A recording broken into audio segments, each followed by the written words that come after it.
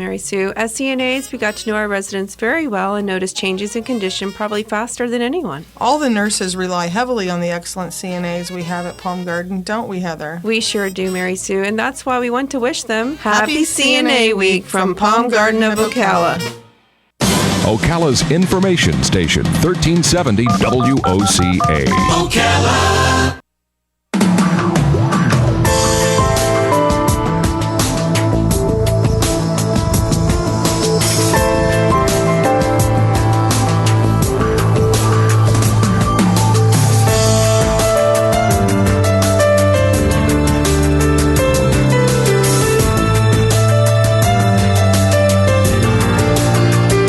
All right, 24 minutes before 11 o'clock. Thank you for tuning in. When I get a call from a publicist and and the publicist calls to talk to me about an author, I listen very carefully, not only to find out what the book is about, especially if it's fiction, but also to find out something about the author himself or herself. And our next guest, when I was told about Stephen Kanne, truly something about his background made me want to ask for a longer interview. A lot of times novels, as you know, Robert, we'll just go for 10 minutes or so.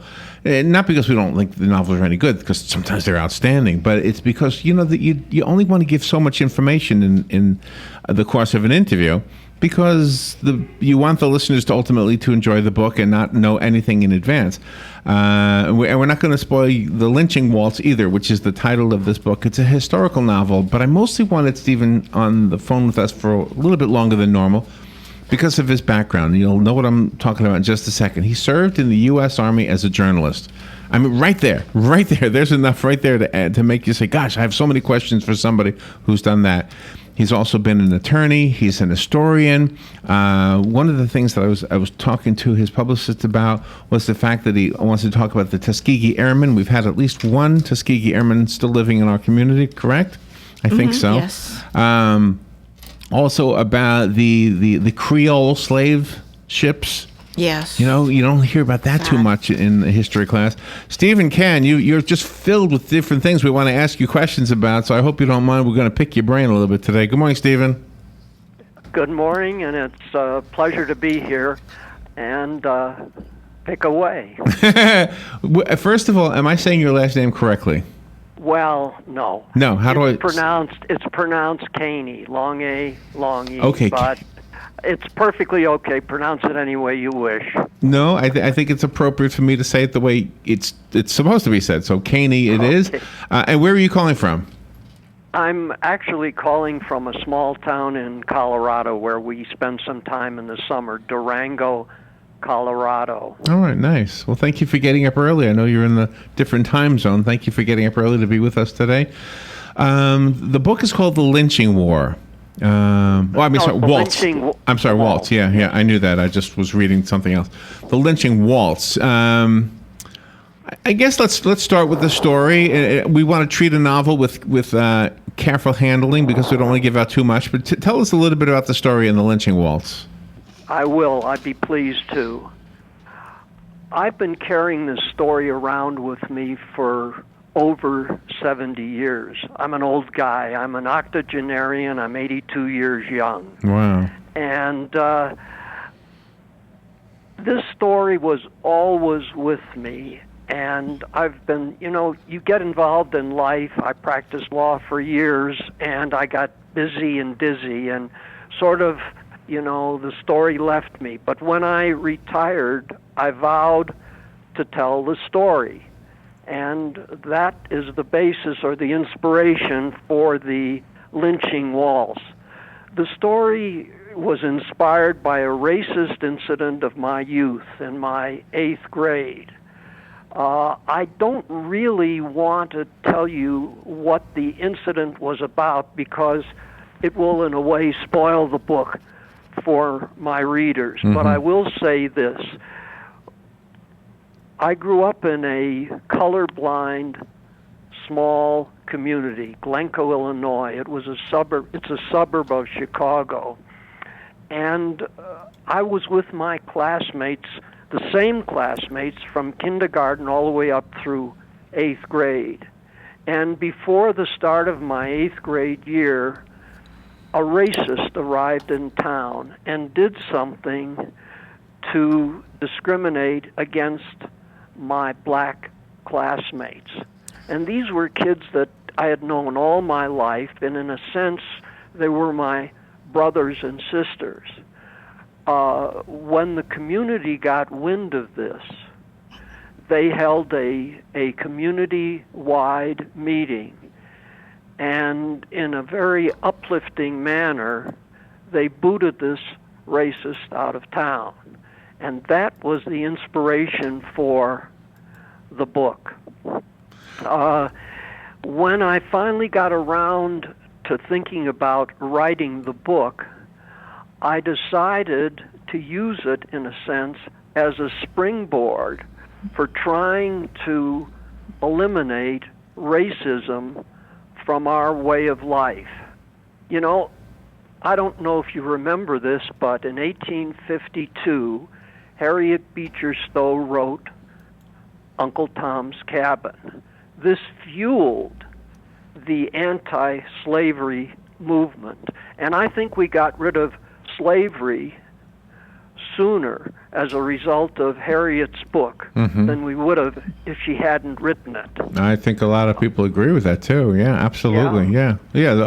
And so I wanted to write a book that would fuel a modern-day abolitionist movement dedicated to the eradication of racism from our way of life.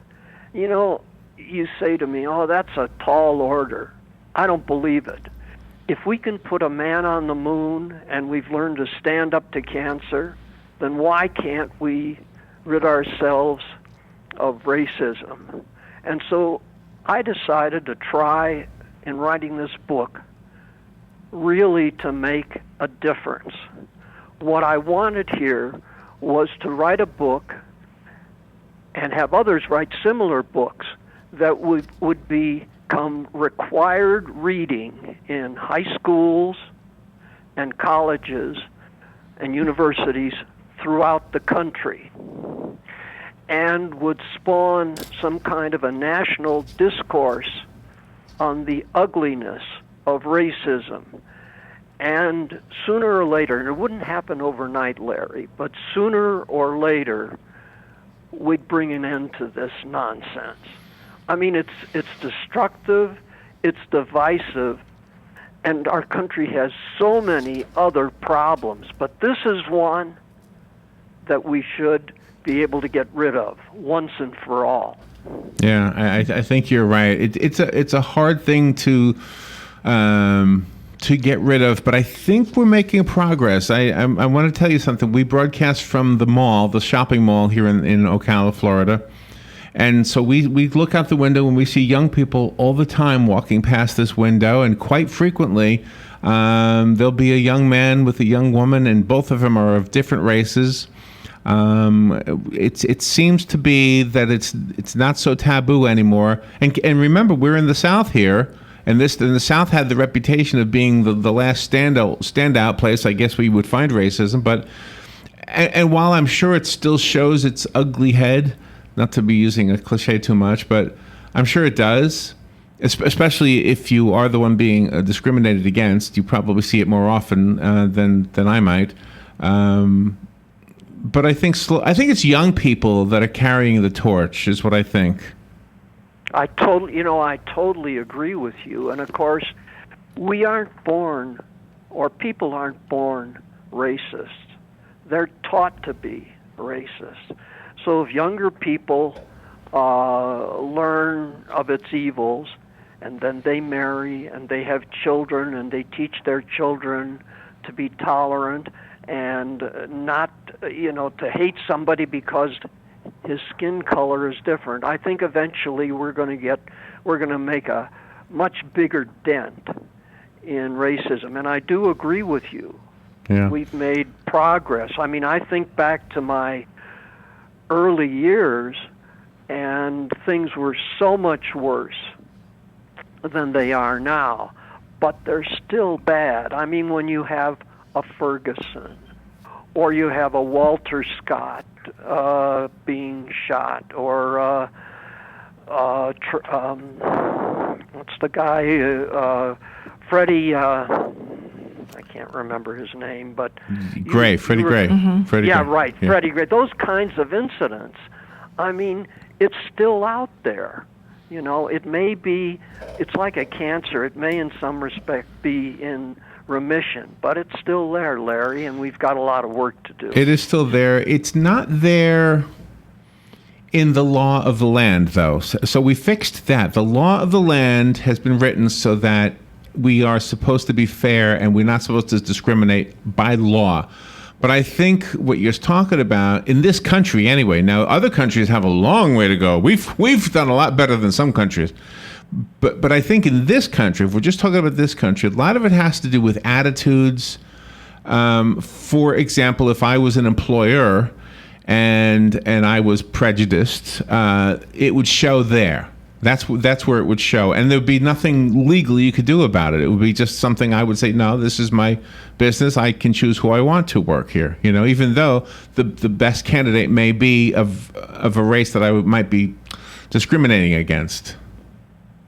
Yeah, I agree with you. You know, and as I said, things have improved greatly, but I still think we've got quite a ways to go. And you're going to be speaking about this issue at the National Press Club on June 17th about June 19th, and I didn't know anything about June 19th until I read your book and the press materials. Yes, it's quite an important holiday. I frankly didn't know much about it until this year. If you're from Texas, you know all about it. Every person that I've talked to in Durango from Texas knows all about Juneteenth, and I wrote a little opinion piece for the Galveston newspaper, and my suggestion there was, sure, Juneteenth is important, it's a wonderful holiday, and by the way, I feel very strongly that it should become a national holiday. But I think we should use it as a springboard to begin this process of trying more aggressively to get rid of racism. What is Juneteenth? I'm in the dark here. I don't know what it is. Oh, okay. Well, it's Juneteenth is really June 19, 1865, when a Union general, Gordon Granger, landed in Galveston with 2,000 troops, and he went into the main square. He stood up on a balcony of a building, Ashton Villa, and he read General Order Number 3, announcing to the people that all slaves in this country were free. I guess Galveston was so far away from what happened in the Civil War, so far away geographically that they didn't know. They didn't get the news.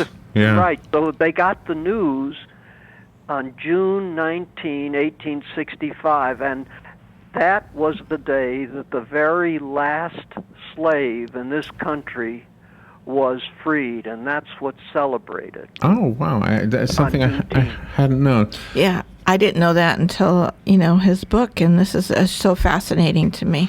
The book is called The Lynching Waltz. It is an historical novel. It's written by our guest, Stephen L. Kanne, Kanne, by the way, if you're looking him up. Don't go away, Stephen, and listeners, because we got to take a little break, but we're coming right back to learn more about the story and about the book. And I want to ask about your involvement as a journalist in the United States Army. We'll take that little break right now and be right back.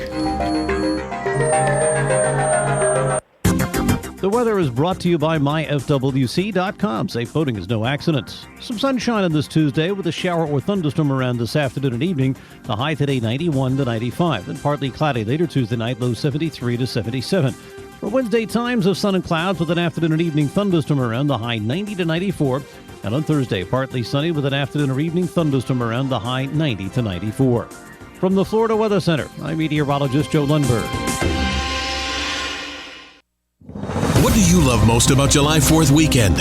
Is it the food? The family? The fireworks? Well, this July 4th weekend, add one more word to the list. First. as in the first Coke Zero 400 at the world's first motorsports stadium.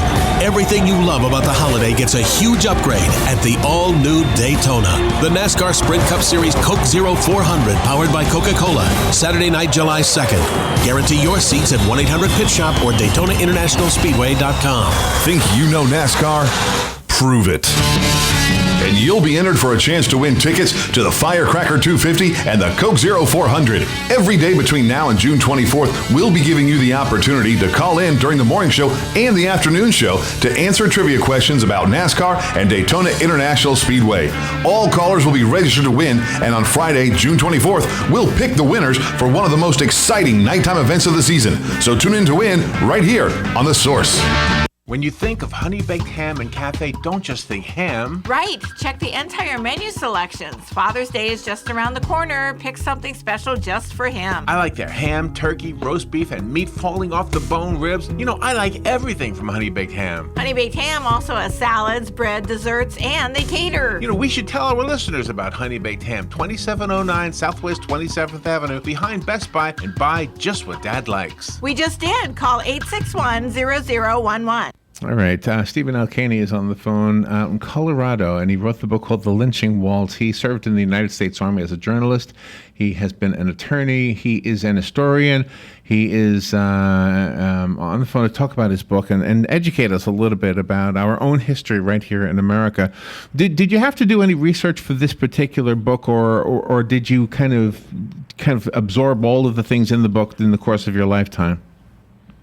Well, I certainly did do some research, but it's interesting. You know, this was an actual racist incident that occurred in my youth in this tiny community of Glencoe, Illinois. And so when I finally got around, and believe me, I would have preferred to have a nonfiction book to a novel. So what I did was the first thing I did, I called the Glencoe Historical Society, and I told them about this incident. And I said, do you guys have any information? Do you have any materials on it? And the person I talked to called me back. He said, Steve, we've never even heard of it. And I said, well, can you please check the Glencoe News? That's a weekly newspaper that comes out.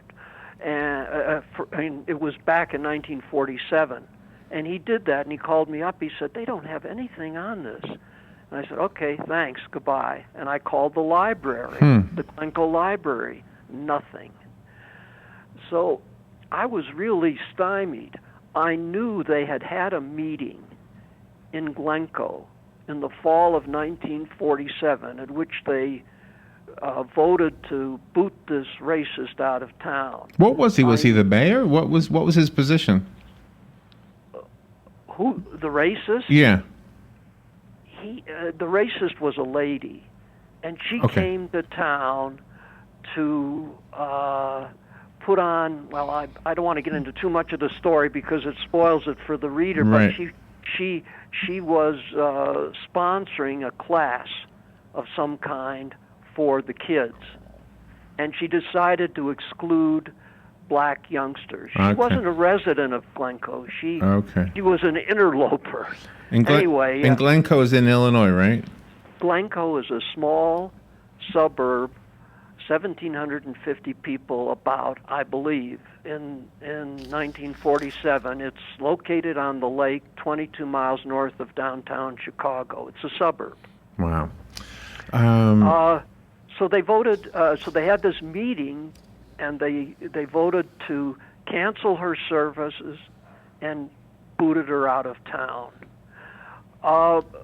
But in researching this, the only thing I knew was the name of the lady who chaired the meeting. Her name was Hannah Gordon. Of course, she's gone. And all the people who participated in the meeting are gone. But Hannah Gordon's daughter still lives. She's alive. Her name is Elaine Gordon Sillitz. She's rather famous.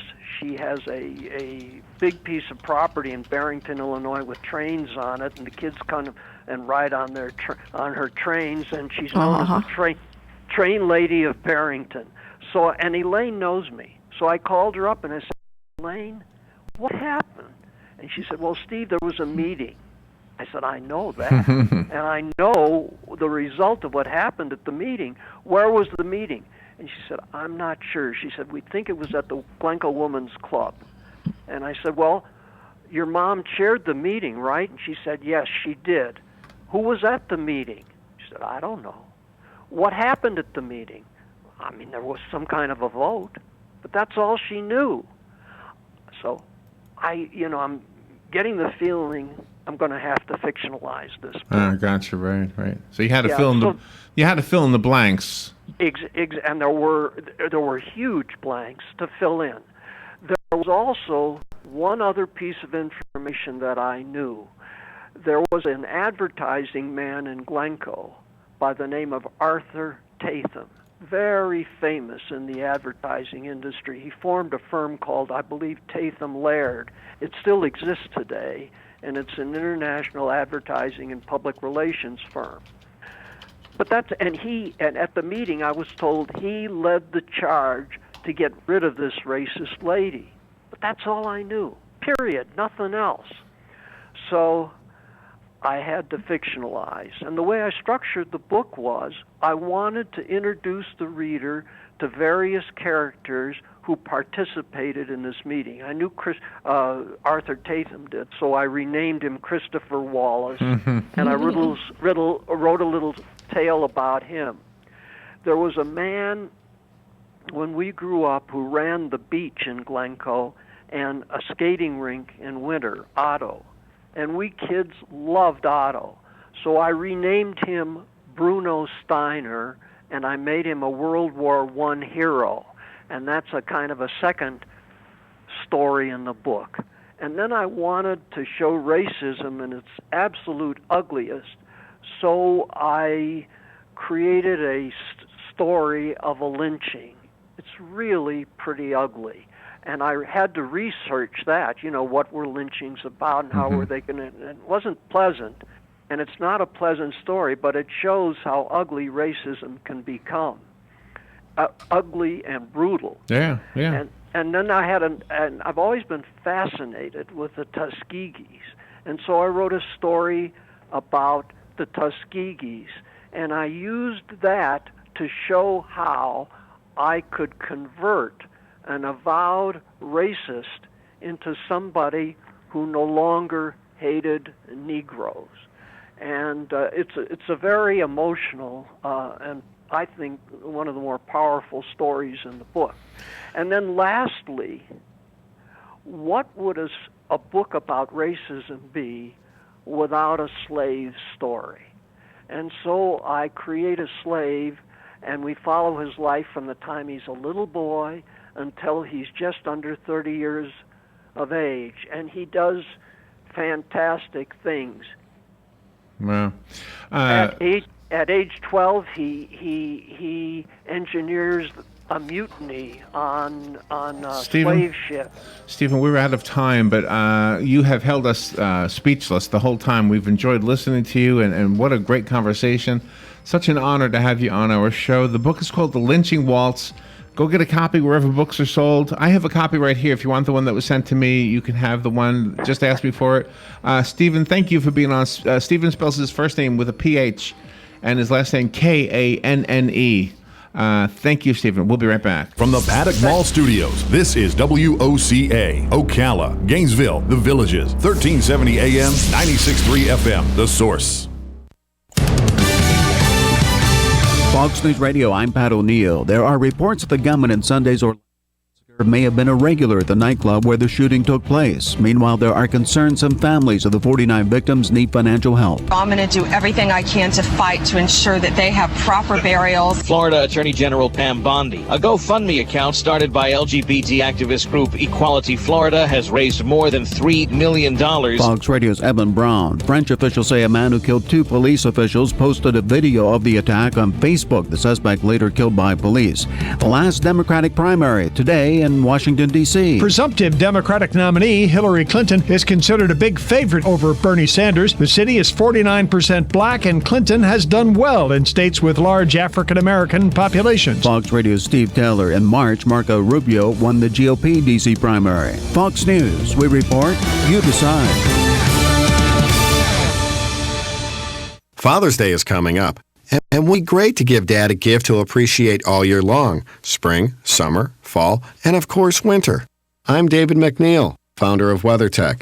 Dad's car, truck, or SUV can take a beating from the season's dirt, sand, mud, and just about anything tracked back to his vehicle, which can ruin the floor. And the best way to protect it is with WeatherTech floor liners. We design, engineer, and manufacture right here in America, using American raw materials, tooling and equipment, and of course, American workers.